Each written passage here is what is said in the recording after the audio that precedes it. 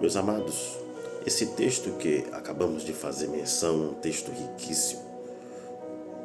O livro de Apocalipse é um livro da revelação, um livro de acontecimentos futuros na sua grande massa, pois aqui foi um período difícil da igreja. A igreja aqui passava por um período de grande perseguição, de luta, de sofrimento, de angústia, uma amargura terrível.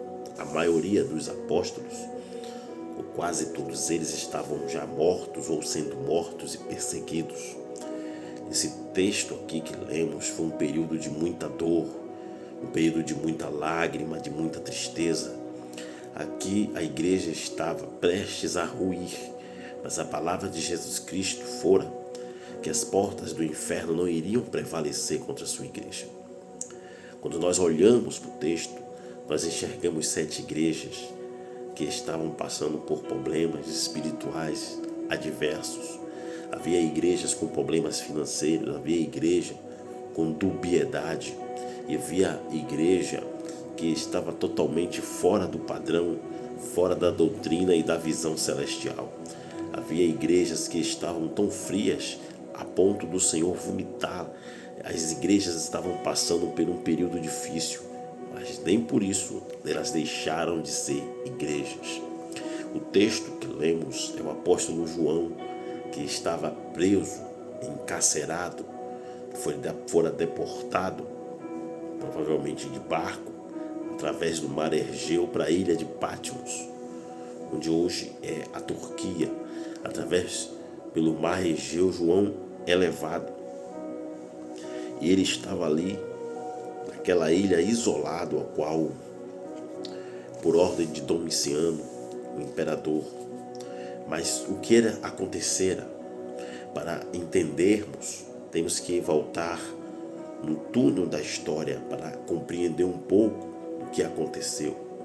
É que no ano de 54, historicamente falando, entrando um pouco na história e na teologia, houve um imperador, um jovem imperador de 17 anos, chamado Nero, o Louco. Este jovem imperador, sendo tão jovem, tinha sangue nos olhos. E inspirado no seu tio-avô Calígula, o perverso, Nero começa a agir de forma cruel e maligna.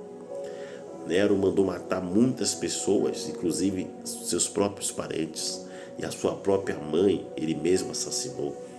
Dizem até que ele abusou de sua irmã.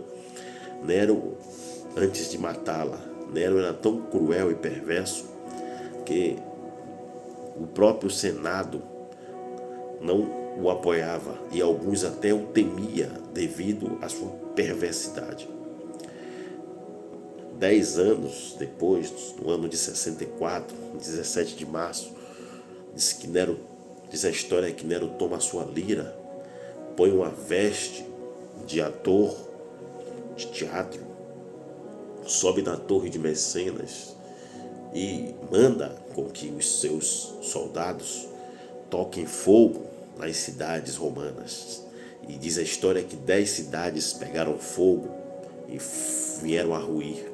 Muitas pessoas morreram, porém 4 desses bairros, a gente fala cidade, pois uns chamam cidade, outros bairros, por serem grandes, né?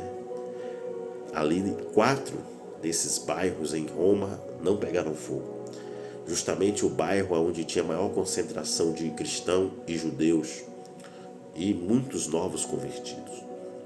Esse foi o álibi perfeito para Nero, o perverso, o louco, acusar e difamar com calúnias os judeus e os cristãos.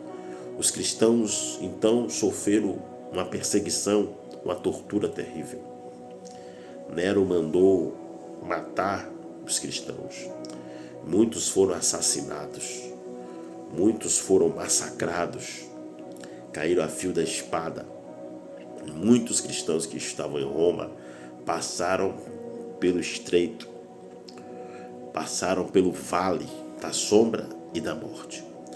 E muitos não puderam voltar à sua terra, foram mortos ali. Muitos foram queimados em fogueira, muitos foram crucificados. Porém, o Senado não aguenta a pressão de Nero e o Senado procura depor contra Nero todo o Senado romano.